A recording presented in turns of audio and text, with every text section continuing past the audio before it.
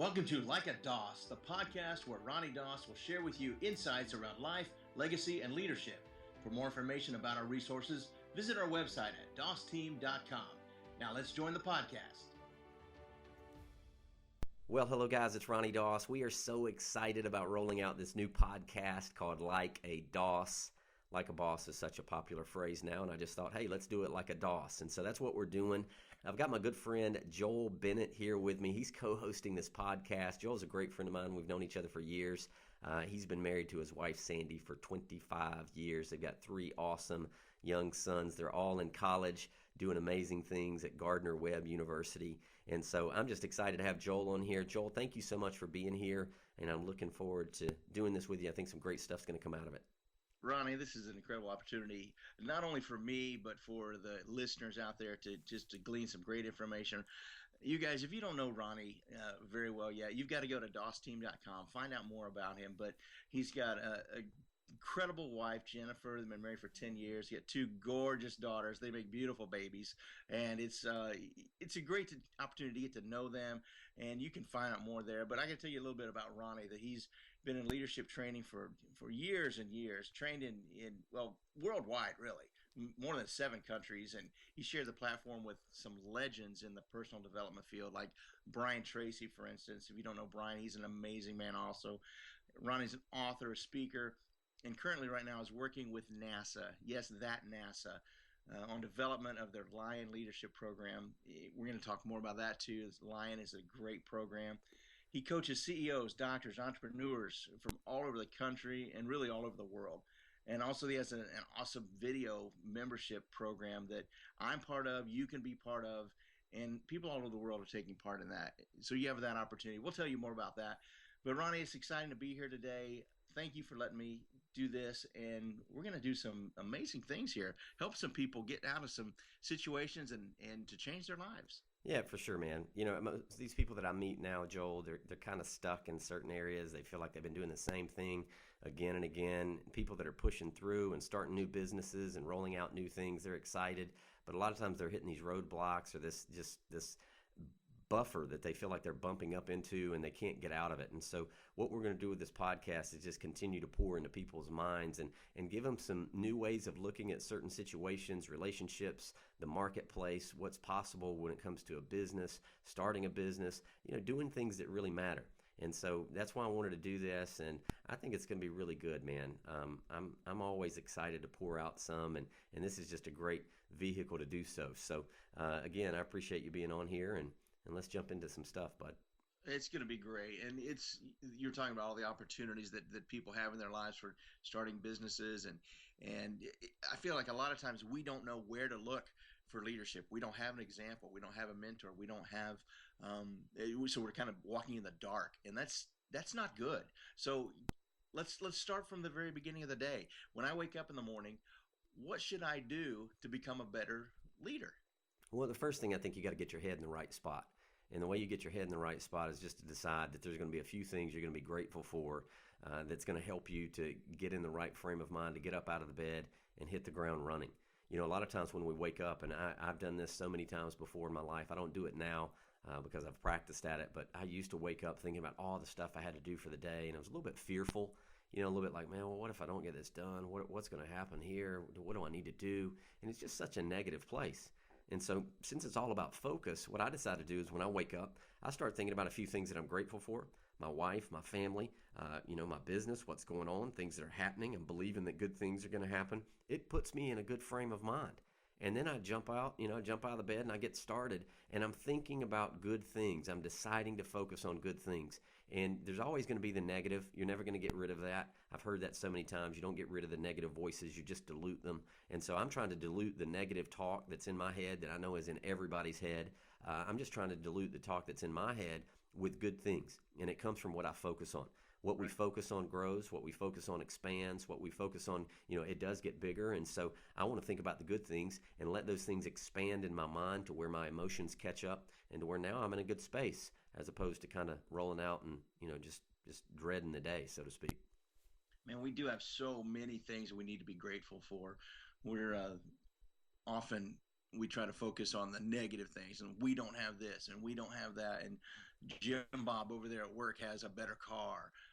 And we compare ourselves a lot. And so that takes us into kind of a negative space. How do I get out of that? Well, as long as you're making anything external, any part of your being that's external, that I'll be happy when this happens. I'll be okay once we get there. I'll be okay and complete and whole when there's more of something, that something is better or it's different. When you do that, that's all external. That has nothing to do with what's going on with you internally. And so the way that you get out of the comparison is just to decide, hey, what do I need to do for me? When I look in the mirror, I'm not worried about what anybody else might be doing. And I used to be. I used to be the kind of guy to get up and wonder what my friends were doing, how much money they were making, what kind of cars they were driving, where they were living, and all that. And I realized that that road doesn't lead anywhere good. And so at some point, you just got to be real with yourself and go, I've thought that way long enough. It's not that I'm going to be perfect, but I'm going to be better. And I'm going to start focus on things that I myself can do better. And so to get in the right frame of mind, being grateful for what you've got helps. And then you just got to decide, what are you going to do better? What are you going to focus on that you're going to grow in? What's something you can do today that you didn't do yesterday? Or what's something you can do today that's just a little better than what you did yesterday? So that you're working smarter, not just harder. You're focusing on little small areas that you can tighten up. And it's those little small steps that lead to the big leaps, so to speak. But what people do is they want to compare their leap to somebody else's and go, well, they're leaping a lot more than me, and now I'm frustrated, and I don't know what the problem is. And now they've robbed the moment of the possibility of joy that's there, and it adds up. And this is why people look back over a week, a month, a year, and go, well, I just haven't been that happy, so I'm not going to be happy now. And it's not true. You in any moment, you get to choose. You choose in, you choose out. And so when you look in the mirror, you go, hey, I'm choosing in today. I'm giving this thing everything I've got, and this is what I'm going to do that I didn't do yesterday. And that's just it. It's taking bold action from that place.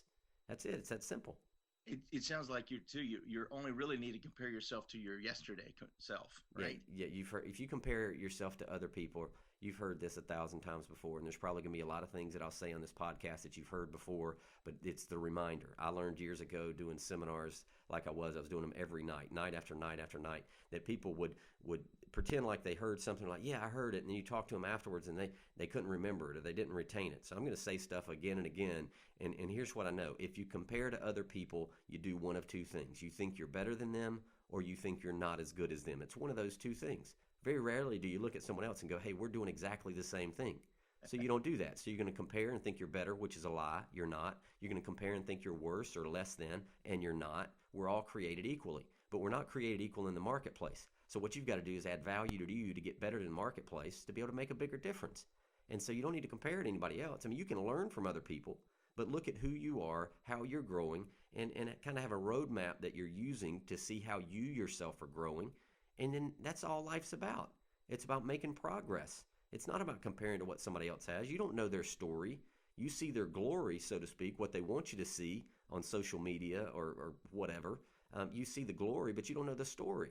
You don't know the pain behind it, And so I think just comparing yourself to who you were yesterday, that's what I'm doing. I've started doing that, been doing it well for the last few years, and I seem to be growing a lot, and I feel good about where I'm at. And I think it's possible for anybody if you'll just look at where you were, decide how you want to be better, and then get to work. Get to work.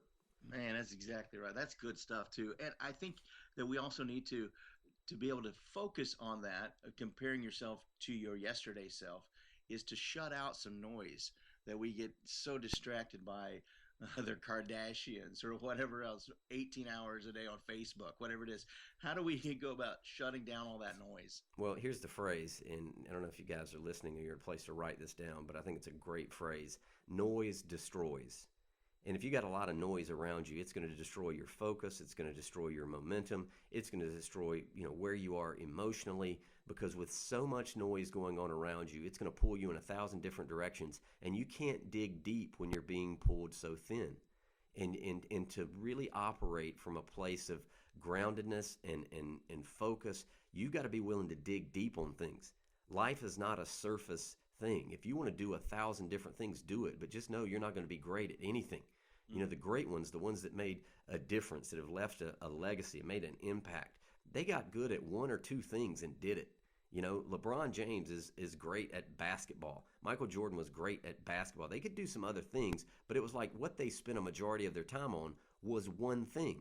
And I would recommend that you get focused on what you want to do and get after that. If you got 1,000 things pulling at you, telling you need to be doing this, buying this, going here, getting that, you're not going to make a lot of progress.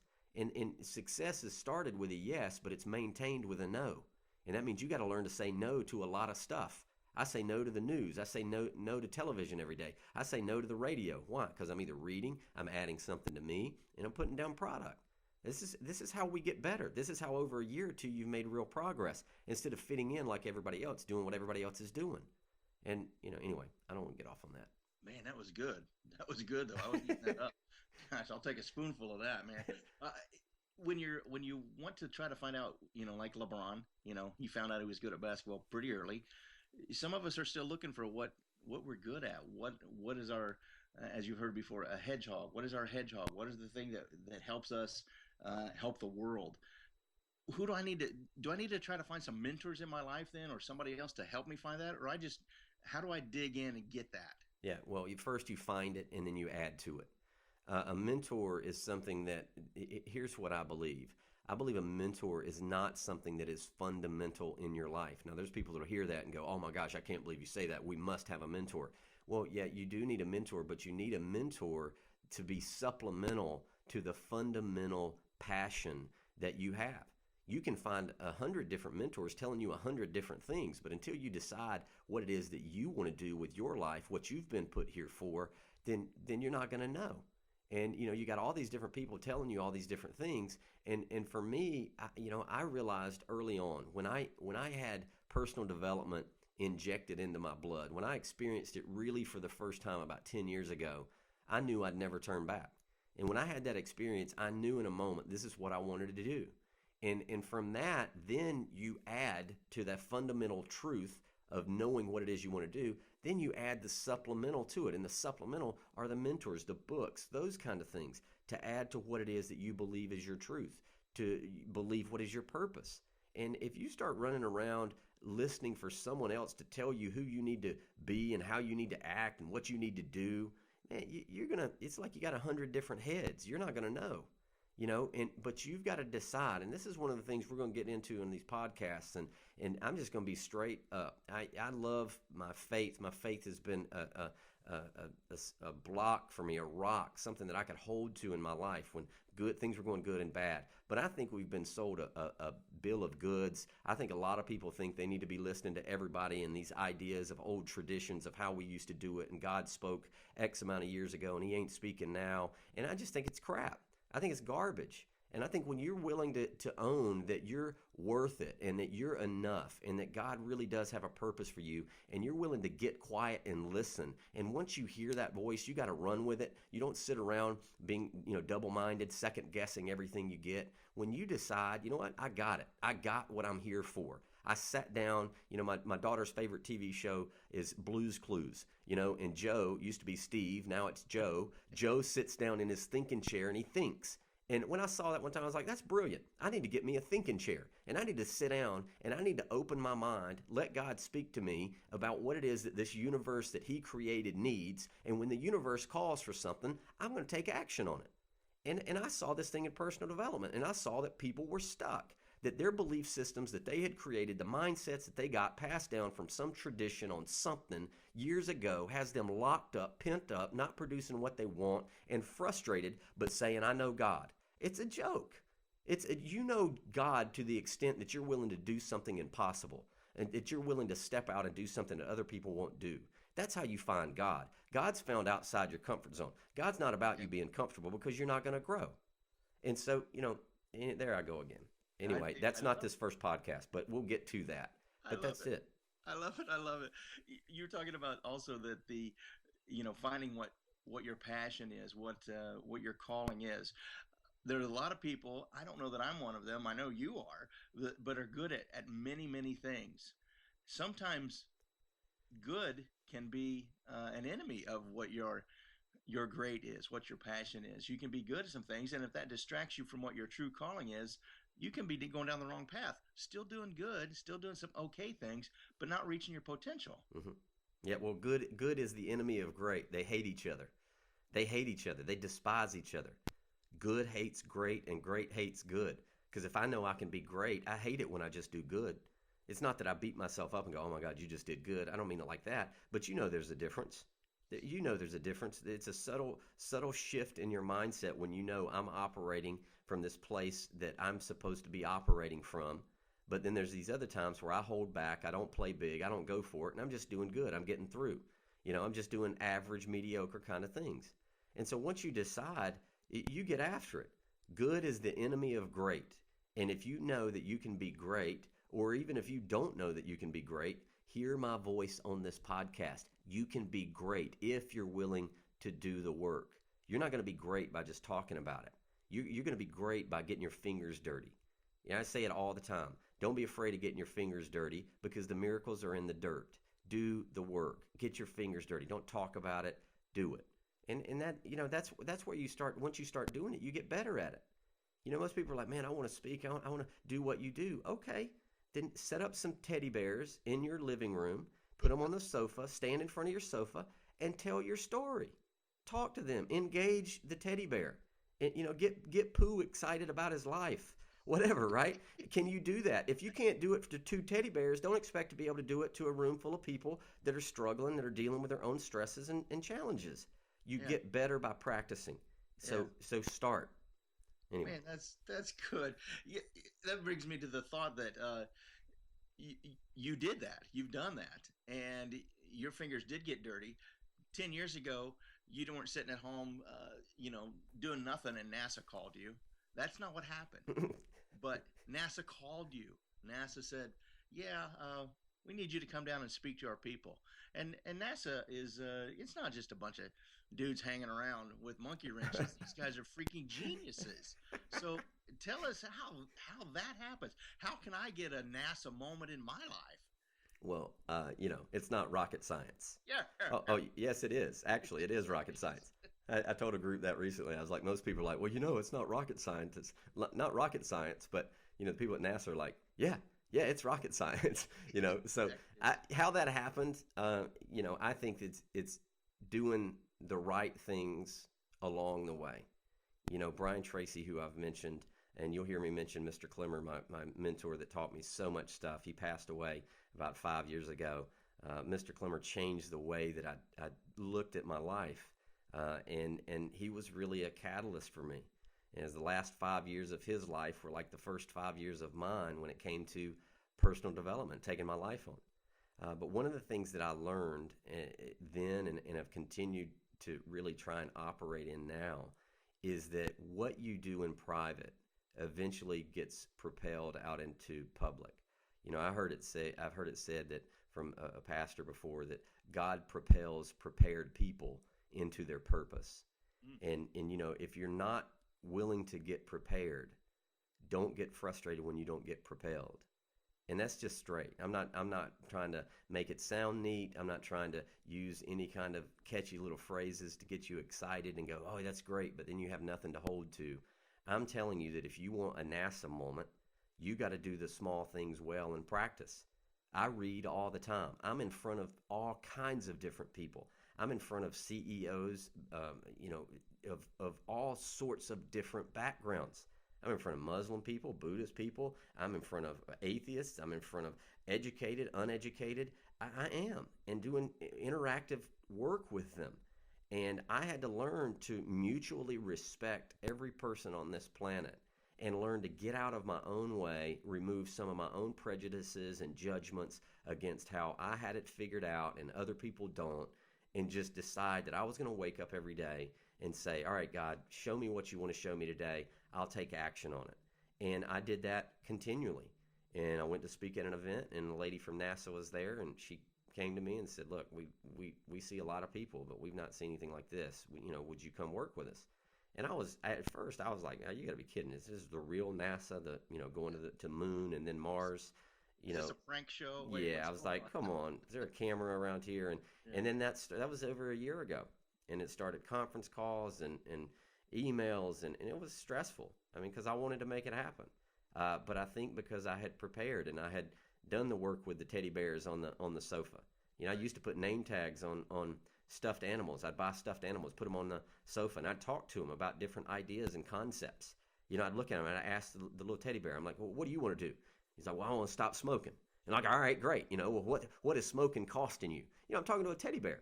But I'm running these things in my mind because I didn't want someone to throw something at me in a workshop I was doing and me not be able to handle it, or it freaked me out. And so I prepared and practiced. And practice doesn't make perfect.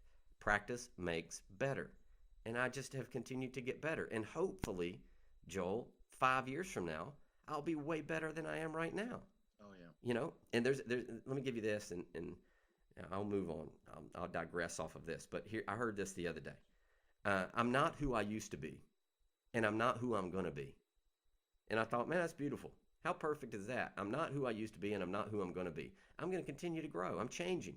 I don't want to see somebody 5 years from now and they'll be like, man, you're exactly the same, talking about the same stuff, doing the same stuff, got the same language, same mojo, same excitement. I don't want to be the same. I want to change. I want to grow. And I think that's our responsibility in the marketplace, is to be, someone who's making a difference. Someone who's innovative. Chipotle, innovative. Guys that are, doing different things. Apple, innovative. I don't want to be a guy that's like, oh, he's talking about the same stuff he was talking about 10 years ago.